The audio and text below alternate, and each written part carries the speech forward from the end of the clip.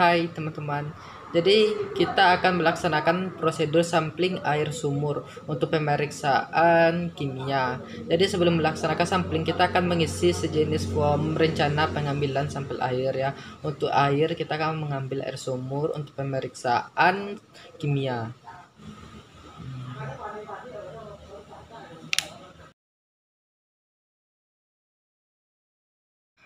Alat bahan dan APD disediakan. Kemudian, botol sampel dibilas dengan menggunakan Aquadesk. Botol sampel telah diberi pemberat. Botol sampel diberi pemberat karena kita akan mengambil sampel air sumur dengan kedalaman 20 cm dari permukaan air sumur. Tandai tali yang panjangnya 20 cm dari mulut botol. Bisa dengan menggunakan tali plastik sebagai penanda. Kemudian melaksanakan prosedur sampling air sumur. Dalam hal ini, sampling air sumur bertujuan untuk memeriksa kadar logam, pemeriksaan secara kimia. Dengan botol sampel yang telah diberi pemberat, kemudian diambil air sumur dengan kedalaman 20 cm dari permukaan air. Dengan menggunakan penanda seperti tali plastik, maka akan lebih mudah dalam menentukan kedalamannya. Kemudian setelah diisi baru diambil lagi.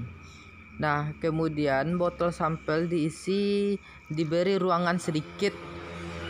Setelah sampel air sumur didapatkan, lalu kemudian kita buka kembali talinya ya. Kemudian tujuan kita pemberian ruangan sedikit tadi yaitu karena kita akan mengawetkan sampel air sumur dengan menggunakan HNO3 sampai pH di bawah 2 atau kira-kira 3-4 tetes HNO3 pekat. Sesuai prosedur sampling air, bahwasanya APD juga digunakan seperti sarung tangan, sepatu, dan masker untuk menghindari kecelakaan kerja yang mungkin bisa saja terjadi. Setelah pengawetan, lalu botol sampel ditutup. Kemudian setelah ditutup, botol sampel dihomogenkan. Sebelumnya untuk mempermudah menghomogenkan, maka tali yang diberi pemberat itu bisa dibuka ya, dibuka. Kemudian setelah tali yang diberi pemberat itu dibuka, kemudian homogenkan sampel air dengan HNO3 yang telah ditambahkan tadi. Setelah sampel dilakukan pengawetan dan homogenisasi, kemudian sampel diberi label, diberi etiket. Untuk mempermudahnya, ya botol sampel kita keringkan dulu di lap, kemudian diberi label yang telah dituliskan.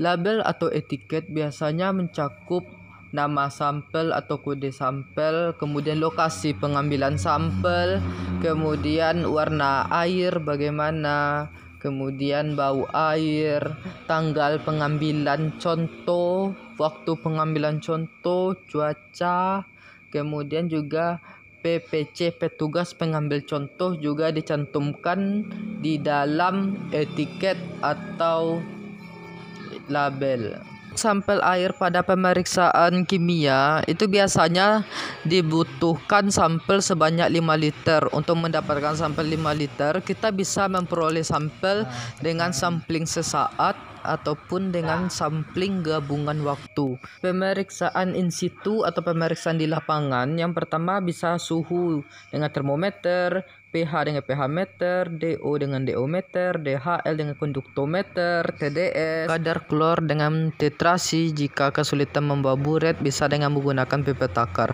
Terima kasih telah menonton, semoga bermanfaat. Assalamualaikum.